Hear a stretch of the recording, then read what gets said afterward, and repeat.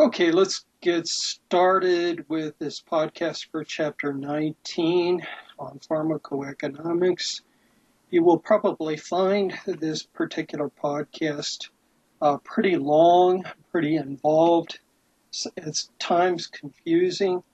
This is only meant as an introduction to pharmacoeconomics, so that you'll get into this much more deeply in the third year when you're taking population-based healthcare with Dr. Amani Hassan. But suffice to say, this is an introduction, and we'll move on here. There are several figures and tables that allude to pharmacoeconomics of healthcare, measurements of costs and outcomes under the four types of pharmacoeconomic methodologies. There's some tables that will refer to the measurements of costs and outcomes and examples of the types of costs in the different pharmacoeconomic analyses. Later on, towards the end, you'll have some on decision tree analysis and Markov modeling. That's very advanced even for some people in pharmacoeconomics. Now, at the beginning of the chapter, there is a case. Team 1 has been assigned to present a videotape case presentation. The case involves Robert, who's the chair of a pharmacy and therapeutics committee. There's this concern about adding infliximab for Crohn's disease, moderate to severe Crohn's disease, I should say, to a formulary. And they need to conduct a pharmacoeconomic analysis. So I'll leave that to Team 1. Be advised that there are 28 pages in the textbook, but again, it's very long, very involved, at times complicated. So again, this is an introduction. There are 29 slides. We'll be going through them pretty quickly. There's 8 objectives that we will be addressing as we go through this podcast. And of course, we have some IRATs. We have 4 of them that are embedded in this podcast. So be alert to them. By way of an introduction, pharmacy has focused on ingredient costs of drugs. However, sophisticated decision makers consider how pharmaceuticals affect other healthcare costs. So taking a medication can keep down other healthcare costs, such as hospitalizations, even some surgeries, and so on. Pharmacoeconomics, PE, describes a compilation of methodologies that evaluate the economic, clinical, and humanistic dimensions of pharmaceutical products and services. It was first termed back in the literature in 1986. It started in 1970s, employing techniques from the field of public economics, in particular cost-benefit analysis. It grew out of a need to establish value in healthcare to different products and services. The importance of pharmacoeconomics, understanding how costs relate to outcomes, will be essential for your future as well as the future of the profession of pharmacy. Healthcare and pharmaceuticals are expensive. Limited resources must be used efficiently and effectively. As pharmacists, we must provide value for our patients. Going on, pharmacoeconomic studies are used in evaluating and selecting formulary products, developing treatment guidelines, conducting disease state management programs, establishing prior authorization policies, implementing step therapy, and designing prescription drug benefit plans. Pharmacoeconomic analyses compare both the costs and consequence or outcomes of pharmaceutical products and services. To conduct pharmacoeconomic evaluations, 4 methodological approaches are used, and you see them listed here. and abbreviated. There's cost minimization analysis, cost benefit analysis, cost effectiveness analysis, and cost utility analysis. And we'll be going through each of those briefly so you can understand what each entails.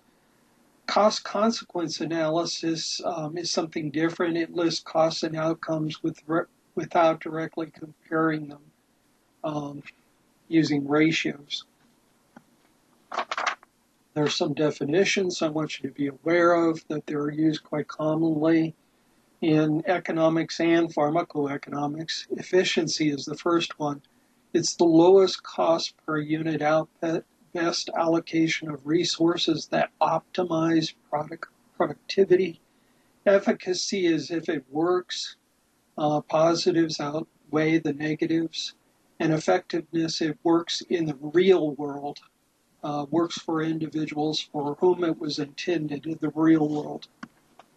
Comparing the four different pharmacoeconomic methodologies you see here on the left column, cost minimization, cost effectiveness, cost benefit, and cost utility. Those are the four most important ones that I want you to get from this podcast. You see that its cost and its outcome quite often are different in different terms, except for cost benefit. Cost benefit is both the cost and the outcome is both in dollars. Many of these pharmacoeconomic methodologies use cost benefit simply because people can understand them. Cost minimization uses some kind of equivalent measure. We'll discuss that in a minute. Cost effectiveness, you use a clinical measure like a drop in millimeters of mercury for blood pressure. Cost utility uses quality adjusted life years. And again, we'll talk about that on a slide to come up, what a quality adjusted life year is. Steps for conducting a pharmacoeconomic analysis. You define the problem and state the objective. There are different treatments and programs for a condition or a problem. You compare to find which is the best based on a certain outcome measure. You identify the perspective and the alternative interventions to be compared. From whose point of view will it be evaluated? So you could do an analysis from the point of view of the patient, the physician, the hospital, the managed care organization, even the societal perspective, all the costs and outcomes. All relevant options should be evaluated in each of those, using each of those perspectives. You identify and measure the outcomes of each alternative, which is the most appropriate outcome measure. You have to think about first, can it be measured for each alternative? And is it the actual endpoint or a proxy measure? So endpoint quite often is mortality, either living or dead. A proxy measure is usually like a clinical measure somewhere on the way to death, like, for example, somebody's blood pressure going up or down, or their A1C for a diabetic going up and down. The fourth step for conducting a pharmacoeconomic analysis, you identify, measure, and value costs. You identify relevant costs, the cost of any relevant resource consumed. A relevant cost is one that would not have been incurred if it were not for a product or service that is being studied.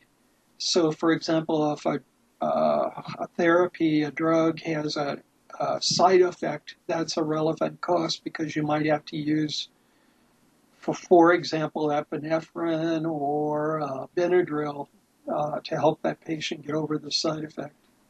There are different costs that are borne by different parties, and costs are categorized as direct medical costs, direct non-medical costs, indirect costs, and intangible costs. And we'll talk about those on the next slide. Costs are categorized as direct medical costs. Resources are consumed for medical services or products that are directly related to the product or their service being evaluated. For example, physician services, medications, labs, and x-rays. Direct non-medical costs are resources consumed as a result of the medical product or service being provided. So, for example, the transportation of the patient to the clinic or hospital, some kind of special diet.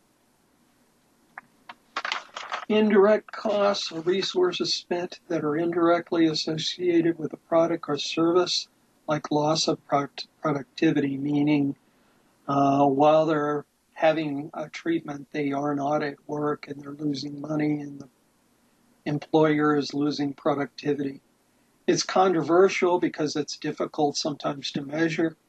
Intangible costs, which are also difficult to measure, include things like pain and suffering. It's usually by a patient's self-report. Now on this next slide, we will have an IRAT, so be vigilant when we're going through this slide. Measuring costs frequently involve counts of units of the resources consumed. Units may be of number of goods or times consumed, like a medication. Valuing costs, placing a dollar value to the measured resource, good, or service. Additionally, must include opportunity costs, the value of resource and its next best use, loss of a foregone gain. So there are always opportunity costs in everything. So for example, there's a cost for you taking this course. You could take the hour and go off to McDonald's and earn $10, but instead you pay like $80 to learn an hour or so for this systems course. Discounting, if costs or products or service extend to more than a year, the time value of money must be taken into account. If you're looking at different therapies over a 5 or a 10-year period, discounting is a must because you're comparing costs and outcomes over several years. You have to bring it to net present value to make an accurate comparison. The cost of products and services changes over time.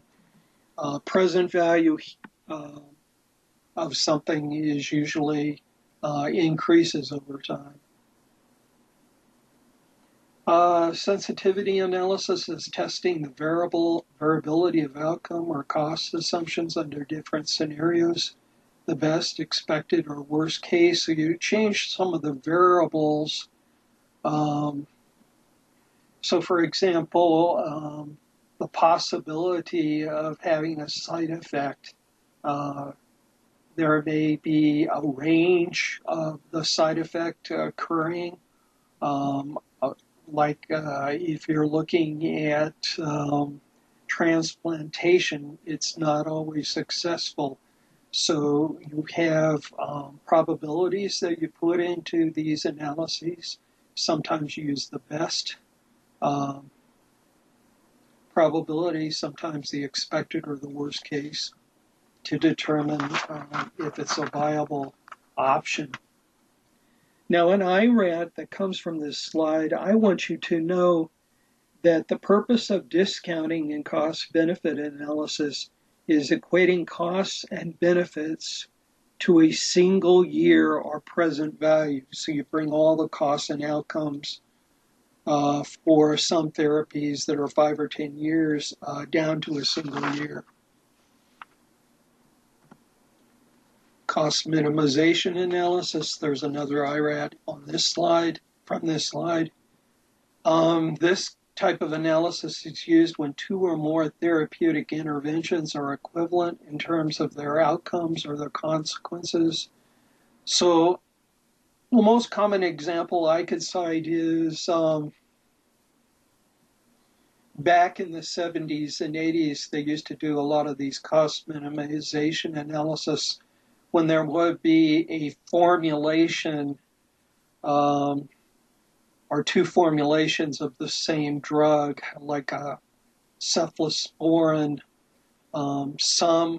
Most of the time, they would have one that you would have to take like 4 times a day, and they may come up with an extended release where you'd only take it twice a day. That extended release would be twice as much, and you're trying to figure out if it's worth having the extended release on your formulary. So that's a cost minimization analysis example. The purpose is to choose the least costly of the equivalent alternatives. The proven equivalency must be established in order for the CMA to be valid. Otherwise, it's just a cost analysis. Only costs are taken into account without regard to consequences. Costs, however, must be compared equivalently. So when you're looking at an extended release given to a patient in a hospital, it only takes half the nurse's time to be administering it. So maybe the more expensive would, in a CMA, be more cost effective. You'd have to work out the numbers. Now, I want you to know that for an IRAT, when you're looking at 2 different kinds of drugs for the treatment of depression, for example, citrulline and fluoxetine, those are common for the treatment of depression. It's not appropriate to do a CMA trying to see if the citrulline is better than the fluoxetine or the fluoxetine is better than the citrulline. It's not appropriate to use CMA. Moving on, cost effectiveness analysis. There will be a slide from here as well. Most commonly used methodology because outcomes or consequences are not monetary and therefore flexible and easier to calculate. Like I said, millimeters of mercury for a change in blood pressure or change in A1C for diabetics, maybe the denominator here. However, outcomes or consequences of alternatives being studied must be compared on the same scale, i.e. the denominator, in order to be compared. Whether something is truly cost-effective, however, is subjective in that the payer has to determine whether even the least cost alternative is worth the effect. From this slide, you will have an IRAT. I want you to understand that an example of cost effectiveness analysis is a study which compares the cost of 2 drug therapies in relation to their outcomes. Might be millimeters of mercury or change in A1C. Cost-effective analysis continuing results are presented as an average cost-effectiveness ratio or with more than one alternative being compared as an incremental cost-effectiveness ratio, abbreviated ICER, the additional cost for the additional effect. So some drugs have different effects. The average cost-effectiveness ratio is the average cost divided by the outcome, and the incremental cost-effectiveness ratio is the ICR, which is change in costs divided by change in outcomes. Cost-benefit analysis. The advantage is that the outcomes or consequences of different units can be compared because costs and benefits are both presented in dollar terms. Actually, this is a question you might see on the NABPLEX. It assesses the desirability of various projects, where it is important to take a long view and a wide view. These two aspects, the long and wide views, are applicable to decisions with a broad societal impact. For example, if you can only fund one, a child immunization outreach program or child safety seat legislation, which will provide the most benefit for the money or the biggest bang for the buck? Often used, you often see this quoted not only in the medical literature, but proposed legislation. Continuing with CBA, there's methodological challenges, measuring and valuing benefits in dollars. You look to medical resource benefits, the changes in general medical resource consumption due to the program. For example, ER visits. You also look at personal health benefits, morbidity, which is changes in the patient's medical resource consumption and pain and suffering due to treatment of illness due to the program, or mortality, the number of lives saved due to the program. There's also evaluation of life saved, the human capital approach, and the willingness to pay approach, which we'll discuss on the next slide. The human capital approach would be looking at the income that would have been earned over the remaining productive years. It does not recognize value to family and friends. So, for example, if a person's life is extended, maybe they'll be working, and that could generate a lot of money, especially if the person is making a lot, like a pharmacist or a physician. There's also the willingness to pay approach. Individuals are asked, how much would you be willing to pay to decrease the risk of death, disease, pain? The advantage is that, at least in theory, it values the full range of benefits. Its disadvantage is that it's difficult to obtain. Sometimes people can't wrap their mind around what they're asking them, like how much are you willing to pay, for example, for these new oral medications for like hepatitis C. They're quite expensive for each dose, but people are willing to pay that. And they would have to take it for a long time. Cost-benefit analysis continued. There's the net benefit. The net benefits equal the total benefits minus the total costs. It is cost beneficial if the net benefit is greater than zero.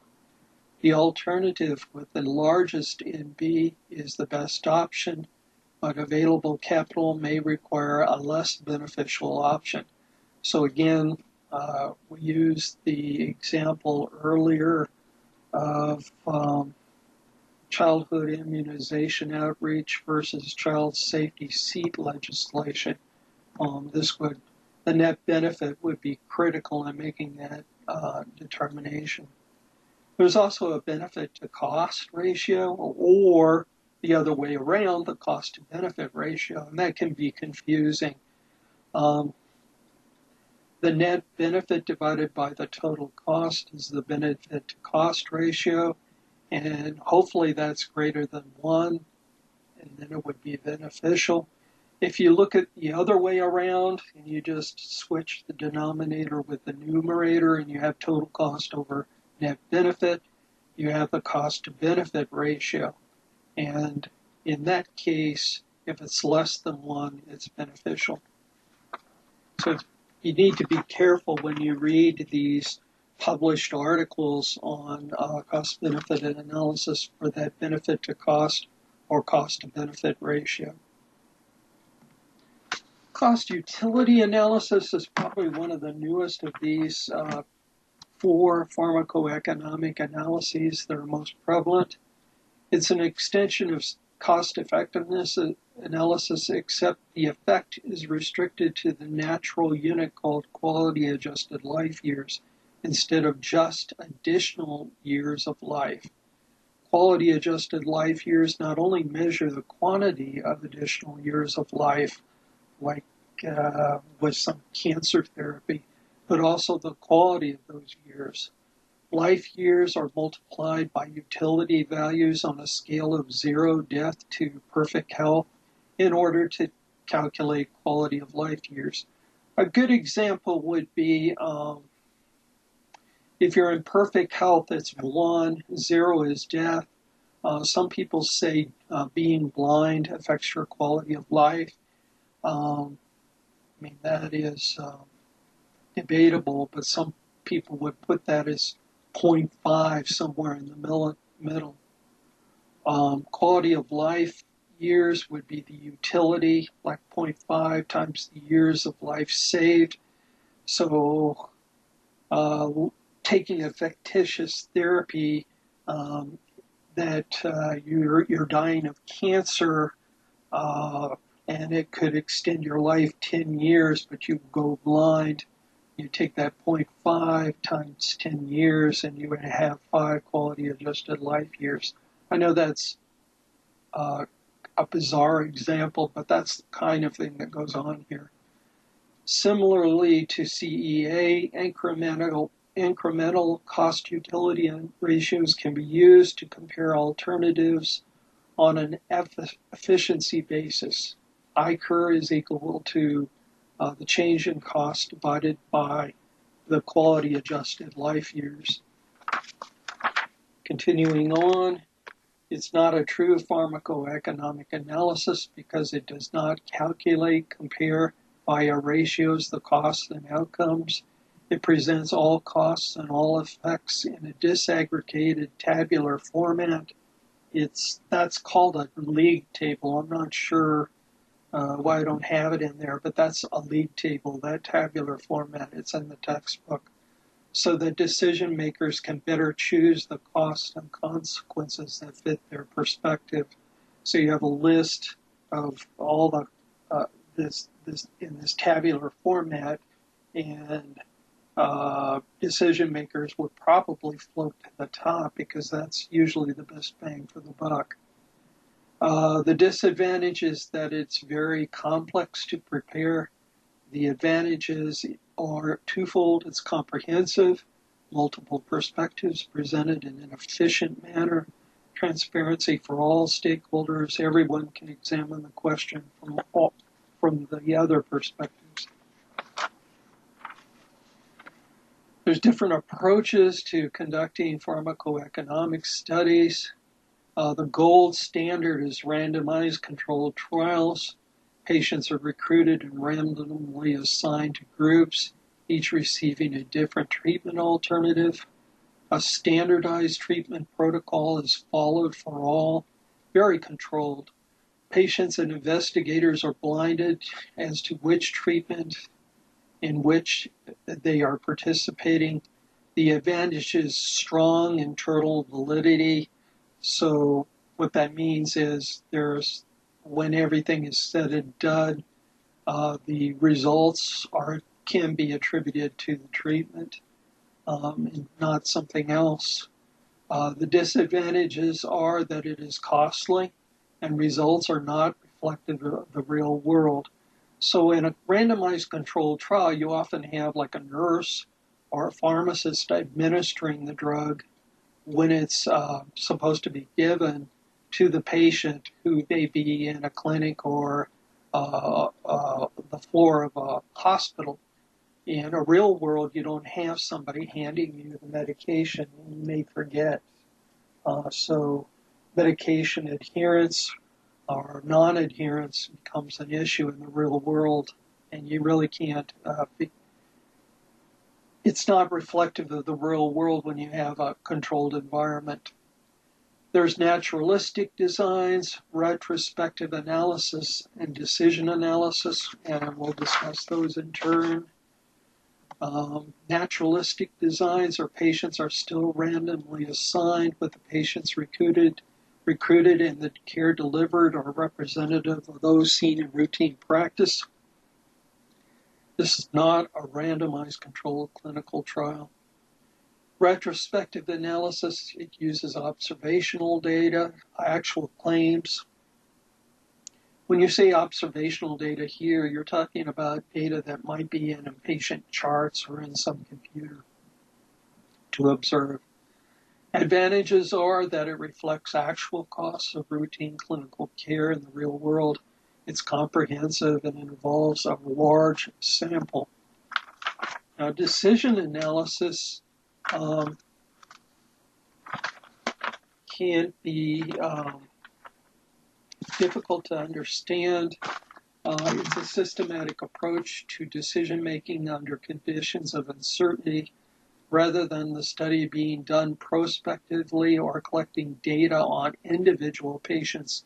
As we've been talking about, clinical and resource data are collected by the researcher in their office most of the time from the literature and are utilized in a statistical model. That means you punch information into a computer and it generates a decision based on the model using software like I use in my office called tree, like a tree, like an elm tree, and age, AGE, is very common in decision analysis. It simulates the variability in decision-making process. Two types, decision trees and Markov models. Discuss those in turn. Decision trees, again, like using tree age, it's used when direct observation is not feasible and when time or money constraints are prohibitive. Like I said, a professor in their office can run these. They just have to look at the literature. You punch in a lot of information that you get from the literature, like the cost of things, the probability that things will occur, like side effects, rejection of transplants, so on. If you look on the far right, you essentially start punching in information when you're using triage about all the different kinds of outcomes you see, and then you, through a process of averaging and folding back, which I won't really get into here, but you will in your population-based healthcare course, you'll fold back to the very beginning where you see that square node on the left-hand side, and the triage software will generate an answer there in that box as to which would be the better choice, the drug or no drug here, or it might be some drug and another drug. That's a very common decision tree. You see this not only in medicine, but in other fields like engineering. Also, there is something called Markov models. Again, this is a very confusing topic. I'll just say that a good example of this is patients with type 2 diabetes. They have different states that they go through if they live long enough with their diabetes. They usually start with the first state like pre-diabetes. Then they move into a state where they're just taking oral medication like metformin, maybe a sulfonylureal drug. And then they move on as they get older. They're taking like insulin, like Lantus. So as you get older, you pass through these different states. The bullets here, better for chronic diseases like diabetes, since decisions are in terms of health states, well, ill, or dead. Also pre-diabetes, oral med diabetes and insulin-dependent diabetes. And it can follow patients through transitions from one state to another. It's preferred for problems involving continuous risk. Timing of events is important. Events may happen more than once. Finally, on this slide, which is important, you may find yourself when you're taking Dr. Tim Hutcherson's health literature evaluation course. Maybe you decide to pick a pharmacoeconomic study. So, for example, there's a lot of really good studies that are published in a journal called Pharmacoeconomics. If you were to pick one of those studies in that peer-reviewed journal to analyze or appraise, you would want to ask yourself these 9 questions and present your answers. So, for example, what is the perspective of the study? Is it done looking at the patient's perspective, the physician's perspective, the perspective of the healthcare organization, or the societal perspectives? The cost and outcomes that are looked at with each of those perspectives is very different. So if you're looking at the patient, they're concerned about things like getting to and from a clinic, the time spent parking, tolls, and so on, whereas the hospital could care less. They're more concerned with the direct medical costs. What type of study is it? We talked about the 4 types. Is it appropriate given your costs and your outcomes? Were the competing treatment alternatives described and compared? Were the relevant costs and consequences for each alternative properly identified and measured? Were the relevant costs and consequences properly valued and discounted?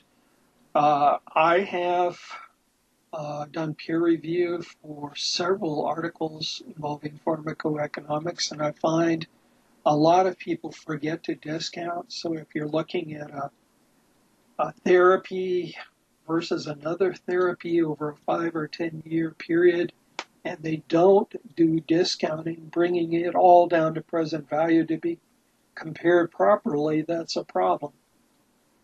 I even see them published, and they and then you have to tell the editor to put in something in a future journal about some error that was made. 6, were the instruments used to measure patient preferences or quality of life validated? So if you are trying to determine, for example, from 0 to 1, what number you're to multiply times the years of life extended, that's critical. What are the assumptions and limitations of the study? What are the sensitivity analyses performed? And are the generalizations appropriate? And that ends this podcast. Thank you.